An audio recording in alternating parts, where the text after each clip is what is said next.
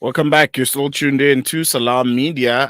The time is 8:40, and right now we'll be shifting our focus to the KZN. Just like nationally, well, the KZN is also trying to establish its provincial government.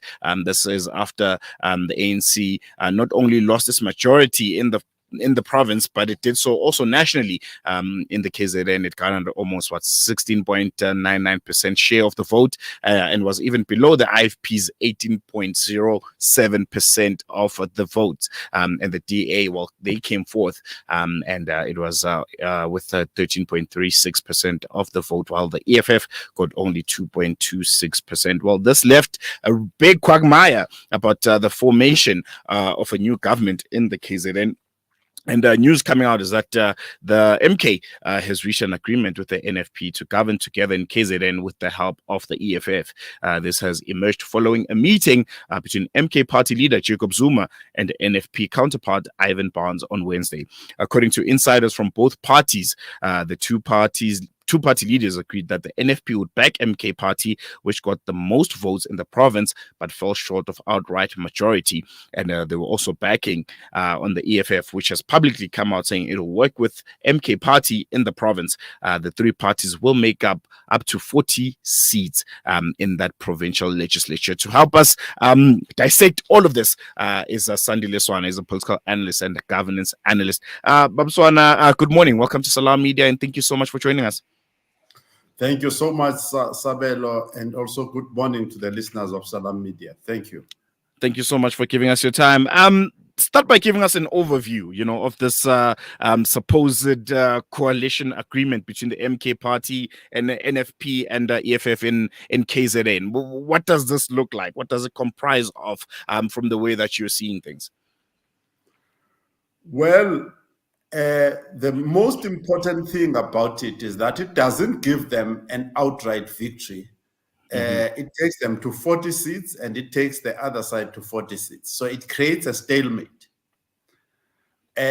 which may be exactly what MK wants, because MK is of the view that there's quite a number of votes that were stolen from them, and that in actual fact they could win the majority. Let's say their side could win the majority. So the other feature of that coalition is a coalition, if it's the NFP, EFF, and the MK party. The other feature of it would be the pro-black and a party that is anti-neoliberalism, that is pro-African culture, pro-establishment of the powers of the chiefs, and the establishment of a legal system that is based on African law and things of that nature. That is what it is. Then the opponent of that would be the DA-ANC, which is a right-leaning alliance or coalition that is based on neoliberal policies, including austerity measures, cancellation of BEE, and so a cancellation of employment equity, and so on and so forth. What really jumps at me, just taking away from what you're mentioning, the fact that the formation of this new provincial government is one that's going to be really rooted on African ideology. But the IFP is not there. IFP also one of the parties which one might say traditionally, very Afrocentric, very Zulu orientated in how they run, their things. Prince Mangosuthu Buthelezi at the helm of the IFP, and also a very integral part before his passing in the Royal Zulu House. But they're not part of this. What can we deduce from this? Why have they shunned Inkatha Freedom Party out of this new dispensation? I don't think it's an outright shunning. Remember that this is a competition, because Inkatha put a lot of effort in clarifying that there's a meeting between themselves and the IF and the MK party that failed to materialize. But obviously the DA, more especially the DA, has been very active in courting Inkatha and courting the ANC for the simple reason that it wants to make sure that the hands of the MK and EFF, more specifically, those two, are not on the state machinery, that they cannot hold power, state power, those two. So the DA was more proactive and made those offers. Now, obviously, there could be a problem in the sense that Zuma and the MK party, on the other hand, which the IFP may not agree with, is that let these elections be run again. So if NFP and EFF as well as MK agree on that, IFP may not agree. That could be a sticking point for them. But you are correct. I mean, the IFP is a pioneer ahead of most of these parties in terms of being culturally centered, more than any other party, other than for instance, the Freedom Front Plus in terms of the Afrikaners. Yeah. Sure. Yeah. And but you say it wasn't a complete shunning of the IFP, but listening to what the MK have said, they described the IFP's demands as ridiculous. Can you maybe elaborate on this? Well, coming into the negotiations, what did the IFP specifically ask for that was later termed ridiculous by the MK, and found them looking the other way in terms of who they work with in the province? Well, all of these things stand or fall many times. Let's put it this way: if they were already offered the premiership by the DA, just that alone, they've been offered a premiership by the DA and offered a deputy presidency by the ANC. Then they are going to come into that meeting and say, MK, this is what we will lose if we come to your side. And the only thing you can offer us for the most part is in the province for now, because you have not been able to set up a coalition nationally, and so on and so forth. So, once you start demanding, and I'm sure they cannot demand the premiership, that would be a deal killer. And then also the IFP knows that province. They've operated in that province and run the state there. So they will know which portfolios are the most powerful portfolios that can make you loved by the people. So, and both parties know the province. And MK, I mean, Zuma is a huge operator in that area. So, so that is where the issue is. For instance, in public works, the infrastructure department, the issue of finance, those types of portfolios, those would be the ones that would be very sticky, and economic development. How likely are we to see probably a potential reflection of what's happening in national government also trickle down in the KZN, that ANC IFP coalition or government of national unity, whatever you want to call it? How likely are we to see it trickle down to the KZN to counteract this MK, NFP and EFF marriage, essentially? Right now, that is the agenda of the DA. The DA and some of the key leaders of the ANC, a certain wing of the ANC that said to Ramaphosa, he must not resign when the Pala scandal came up. It appears that is the group. They want to obliterate both the it's not the IFP, the EFF and the MK party. So the model that they've proposed nationally, they will definitely want to bring it to KZN in the hope that by keeping the MK alliance out of state power, they'll starve them of resources, starve them of publicity, and kill them and smother them. That is basically the agenda here, political agenda. And touching a bit on the EFF here, how crucial are they going to be, in this MK NFP, coalition? Their party not traditionally, appreciated and loved in the KZN, but it seems like they have a very, very important role to play in these talks. Eventually, if it's going to be fruitful, if we're going to see the MK and NFP EFF, provincial government coming into the fore. The EFF was doing relatively well in the southern parts of KZN. What they did not know was the reason why. because it appears that once MK met, it became clear that there was a portion of their support that was genuine EFF support. But there was also a big portion that was strictly disgruntled ANC members who were waiting, perhaps, if something were to emerge, which it eventually emerged as MK, they then transferred to MK. So EFF is a Pan-Africanist, is an Africanist organization. So Zulu and Zulu culture is just one version of Africanity. So that is not a problem, a big problem. And also there are certain Western, pro-Western tendencies in the DA and in the ANC right now that the EFF, obviously the EFF has got some friends in the ANC, but right now with the ANC of Ramaphosa, there are clashes. There are some key clashes. Yeah. So the EFF has got a good space in KZN. It has even been friends, by the way, with the IFP before other fights broke out, especially with the DA.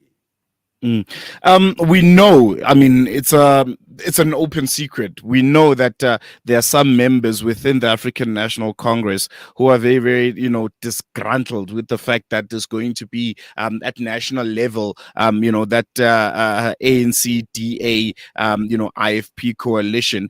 How do you see the possibility of, getting a few members of the ANC and IFP ranks to vote with the MK coalition, and how it can impact the political dynamics in the KZN? Let me maybe put it in a different way. Before we come to KZN, the whole idea of the DA, my view is that it is going to last for 6 months. Oh, this is at national level. Yes. Oh, what a statement! So I think there are just certain tendencies, and I published it on social media that if you want to know the DA, go and ask Musi Maimane, go and ask Herman Mashal. When the comrades are working with the DA on a day-to-day basis, that thing inside of them is going to click. And there's a word that they use in South Africa. I will not say it here in public, but that is what will happen. But then don't you think the DA might look to the fact that right now within the ANC itself, President Cyril Ramaphosa is not necessarily as popular. There are calls from some sects of the ANC that are saying he must be sacked. ANC themselves, they might reflect and look, since 2017, since this man has come into the fore, we've lost so much numbers. There are a lot of metros and municipalities that we have lost, and maybe recall him and start looking at other options, because he seems like he's the one that's holding together that ANC IFP merger, while a very significant portion of members of the ANC and members in high standing were looking at probably going and leaning more on the MK EFF coalition. Maybe the DA, don't you see them threading a bit carefully, because there is that option that if you bully them too much, if you say too much, then it can dissolve, and what John Steenhuisen termed a doomsday coalition might come into fore. What do you make of that? Yes, I mean the example that I will give you is like if you have an engine car that is breaking, and then you patch it with sellotape, you see. Cyril Ramaphosa is that sellotape, you see, that is holding the engine of the DA coalition, the shooting for the moon. That is what he is. It's like sellotape. Once the car starts moving and shaking, that sellotape is going to come loose. The likes of Mavuso Msimang and even Thabo Mbeki himself have alluded to the fact that the chap is being defeated by his own job of being a president of the Republic of South Africa, let alone the radicals that would support MK and EFF. The very conservatives are against him. And now big business has come and told a far-fetched story that he can unleash investment since 2012 Cyril Ramaphosa has not unleashed any investment that we can write home about. He has failed totally and dismally. So the people, we know that there's an announcement by the ANC that if you are discovered to be supporting this MK or complaining about the GNU with the DA, you will be put through a disciplinary. So if this was in the heart and in the love of the members of the ANC, there would be no such a declaration by the top leadership that they are going to discipline anybody who's defaulting on this. So the freedom of speech, freedom of thoughts, and freedom of expression and association is being stifled in order to put this thing together with sellotape. This thing is held together by sellotape. And it will last 6 months. By December, this thing will be finished. Government of National Unity by December dissolved, according to you. That's going to be really, really interesting. But then coming back to that question, I mean, mentioning the fact that there's a lot of ANC members that are very disgruntled by that decision. Can we see it influence the KZN itself, where you'll have some of its members, voting with the MK and NFP EFF coalition? Especially if this thing is a secret ballot. The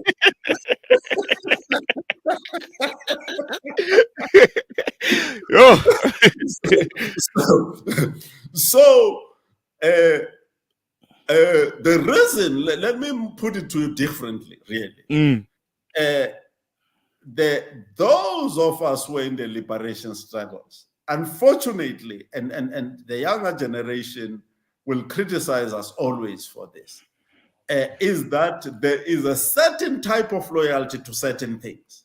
And the idea of going to submitting yourself to an oppressor, quote unquote, is unthinkable. It just triggers something inside of you. And that is going to be a big emotional problem in the ANC. That's all I can tell you about that. Finally, before I let you go, your predictions, for the stability and success of this coalition in the KZN, how do you see it panning out? Is it one that essentially will work for the people of the KZN? Because at the heart of all of these negotiations and coalitions, I think all the leaders must keep in mind that there's this big province with such a big population and a big economy driver in South Africa. I mean, I read somewhere that the economy of the KZN is 3 to 4 times bigger than that of Zimbabwe. Is it one that's going to, have the province interests at heart and the people of KZN at heart in the long run? Yes, I have a different philosophy about KZN. The first thing that you need to do in KZN is to show respect to the king. Show respect to the kingdom, show respect to the Zulu culture, and then go into politics. Then that is where the stability actually comes from. The IFP has a respectable track record of good governance, good administrators, and people who can get things done. And Zuma knows this. So they will be able to work those things out. Now the IFP is going to be a buffer, a security guard to protect the DA and the ANC against any tensions that the Zulus are going to have. Because quite clearly, a lot of the Zulu people have voted for MK party. And they are not going to allow a situation easily that people who didn't get the largest amount of votes are the ones who are dominating them. And the DA thinks that they can put an iron fist through this. It's not going to be easy because the Zulu culture is also on the side of MK. And that is going to be very difficult. That is what beat Harry Gwala compared to Zuma. Zuma compared to Harry Gwala, Zuma understood that you first respect the king, you respect the kingdom, you respect the Zulu nation, then you go into politics. And Harry Gwala did not understand that very well, in my judgment. And TA is missing that point. They think they can just enter into politics and use the IFP as a buffer. The IFP knows KZN and knows how Zulu people think. Do not want to anger those people, actually. No, true. I know that I said that was my final question, but tomorrow, the seventh administration, first sitting of Parliament, finally taking place. We'll be seeing those new faces. We'll be, seeing the makeup of this new government. Already, I've heard some of your thoughts on it. 6 months by December it might be over, but what do we make of it? This is a new chapter in South African politics. We've entered the uncharted waters of coalitions at national level. For the first time. In our 30th democracy. I'm sure you have really really interesting thoughts on it. There's only one thing that needs to change in South Africa, and bear in mind that today we think about a failed ANC. I mean, one journalist was keeping on pestering me because I think he could not believe that people could give the ANC 40%, and the people have given the ANC 40%. And the reason why some of those journalists would question this is because there was a time when the ANC government, up until they went to that Polokwane conference, where they were very, very successful. So a black government can be successful in South Africa. So the ANC and the faces that go to parliament this time must be AA plus team players. AA, the Messis of this world, the Ronaldos of this world,